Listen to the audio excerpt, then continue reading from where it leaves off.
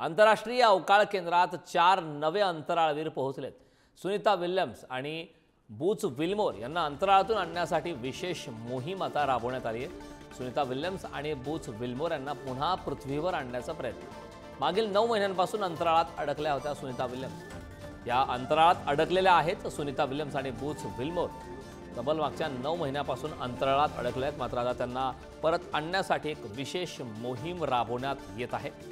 आंतरराष्ट्रीय अवकाळ केंद्रात 4 नवे अंतराळवीर पोहोचलेले आहेत। सुनीता विल्यम्स आणि बूच विल्मोर यांना अंतराळातून आणण्यासाठी आता विशेष मोहीम त्या ठिकाणी राबवण्यात आली। सुनीता विल्यम्स मागच्या तब्बल 9 महिन्यांपासून अंतराळात अडकून पडलेल्या आहेत।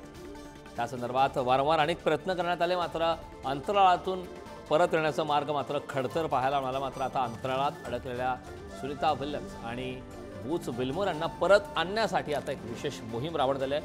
अंतराळातून पुन्हा एकदा पृथ्वीवर आणण्याचा प्रयत्न सुरू आहे। मागील 9 महिन्यांपासून त्या ठिकाणी अडकून पडलेल्या आहेत, मात्र त्यासाठी आता आंतरराष्ट्रीय अवकाळ केंद्रात 4 नवे अंतराळवीर सुद्धा पोहोचलेले आहेत। त्यामुळे एक विशेष आणि महत्त्वाची अशी एक मोहीम राबवण्यात येत आहे। सुनीता विल्यम्स आणि बूच विल्मोर यांना पृथ्वीवरती परत आणण्याचे सध्या शर्थीचे प्रयत्न सुरू आहेत। त्यासाठी एक विशेष मोहीम राबवण्यात आलेली आहे। मागील 9 महिन्यांपासून अंतराळात अडकले आहेत। विविध प्रयत्न करण्यात आले, मात्र बऱ्याच अडथळ्यांचा सामना करत आता एक विशेष मोहीम राबवण्यात आलेली आहे। त्यामुळे या मोहिमेमध्ये कशा प्रकारचं यश येतं, सुनीता विल्यम्स आणि बूच विल्मोर यांना पृथ्वीवरती आणण्यात कशा प्रकारचं यश येतं, या अंतराळवीरांना हे पाहणं महत्त्वाचं आहे। आंतरराष्ट्रीय अवकाळ केंद्रात आता 4 नवे अंतराळवीर सुद्धा पोहोचलेले आहेत।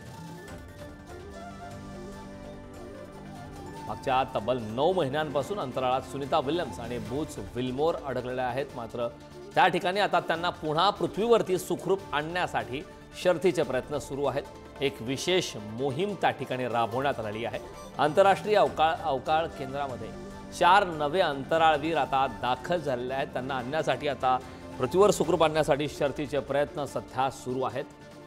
त्यामुळे यापुढे आता नेमक्या काय घडामोडी घडतात हे पाहणं महत्त्वाचं आहे। वारंवार विविध प्रकारच्या अडथळ्यांचा सामना करत सध्या ते